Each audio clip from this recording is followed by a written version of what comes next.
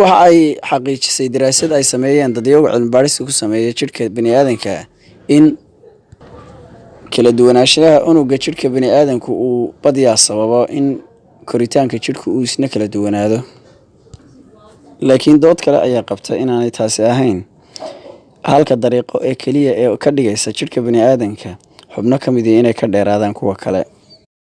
haddaba daawada bal inala fiiri fiidiyowgan soo socda si aynu uga wada boganno xubnaha ugu dheer jidhka bini'aadanka.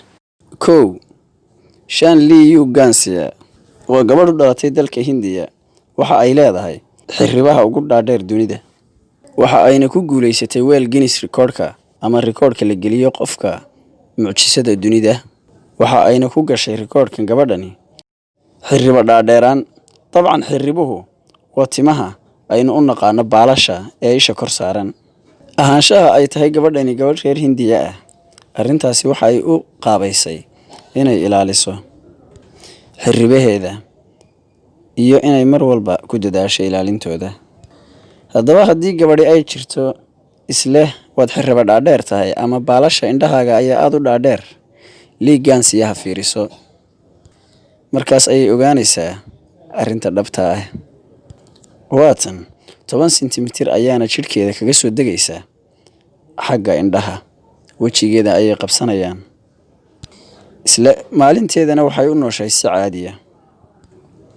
lambarka 2. Asha Mandela waa gabadha ugu da'da yar ee haysata dunida timaha ugu dhaadheer. 25 sanana ma aysan jarin timaheeda. waxay leedahay urur dhan oo uga shaqeeya timaheeda. haddaba timo dheeraantan aadka u dheer ayaa mararka qaar ku dhibta hurdada, waxaana dhib ku ah inay timaha madaxa saarto.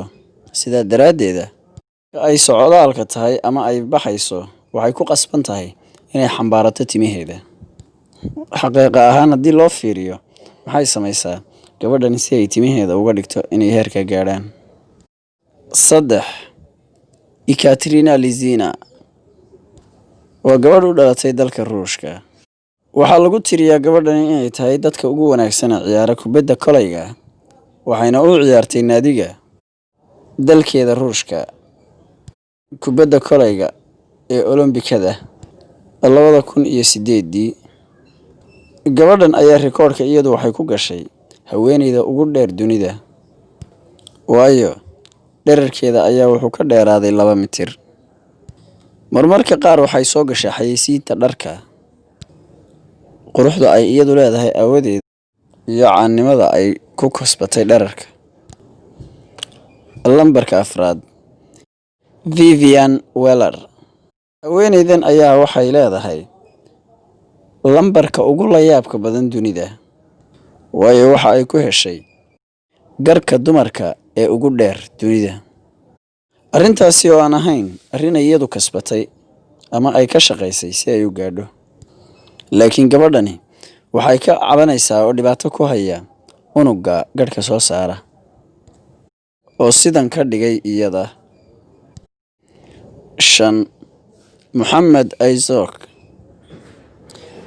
Isaac waa nin 50 jir ah, waxaana uu leeyahay ninkani sanka soo rogan ee dunida ugu dheer. marka loo barbar dhigo dadyoga iyagu leh sanka dhaadheer ee iyagu laakiin sankoodu toosan yahay. lambarka 6. Adriana Lewis gabadhani waxa ay leedahay carabka ugu dheer dunida. gabadhani waa gabadh Maraykan ah, waxayna leedahay muruqa carab ee dunida ugu dheer, kaasi oo gaadhaya 4 boosto. waana qofta qura ee awoodda inay soo leefto suxulkeeda. ma waxaad doonaysaa inaad tijaabiso carayntan? haye iyada ayaa lambar 1 ah. 7. Rajakam Patibai adduunka waxaynu soo aragnay dad timo dhaadheer leh, kuwo kale oo dhererka iyagu ku faanaya, laakiin ninkani wuxuu kaga duwan yahay. waxa uu leeyahay timaha dhegaha dunida ugu dhaadheer leh, sababtoo ah timaha dhegihiisa ka soo baxa ayaa waxay gaadheen 8 sentimitir. mana xiiro ninkani muddooyin badan, waana ninka u adkaystay inuu yeesho muuqaal noocan ah, timo dhegaha dhexdooda ka soo baxaya dherarkeena leh. 8. Shidal Shilar waa cajuus u dhashay dalka Hindiya. Cimrigiisu wuxuu gaadhaa 82 sano. Ninkan ayaa wuxuu ku jiraa lambarka koowaad ee cidiyaha ugu dhaadheer dunida, mana uusan xirin cidiyihiisa muddo 66 sano ah.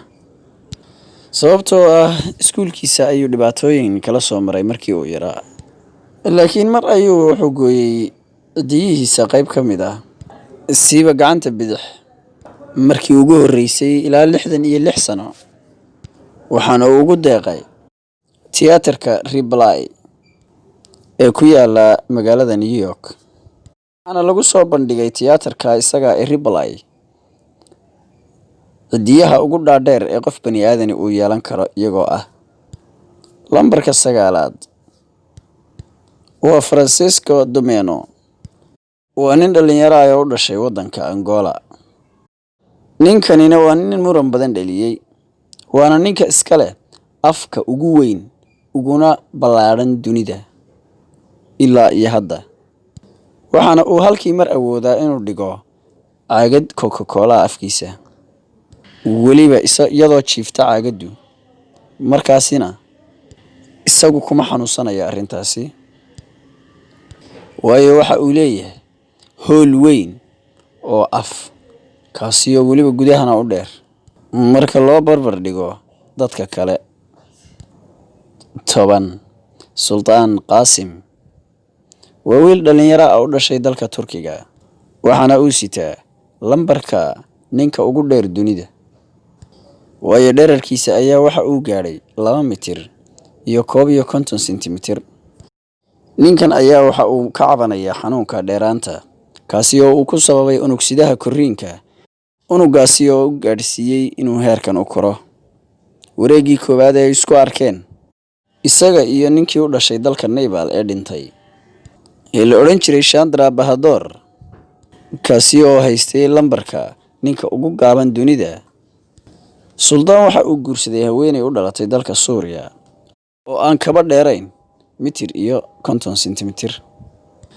waxaana uu ku nool yahay ninkani guri si gaar ah loogu sameeyay. haddaba daawade, haddii fiidiyowgani ku yaab geliyay, u sheer garee saaxiibadaada, hana dhaafin inaad gambaleelka sii taabato.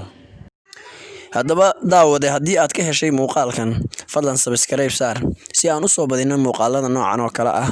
mahadsanid.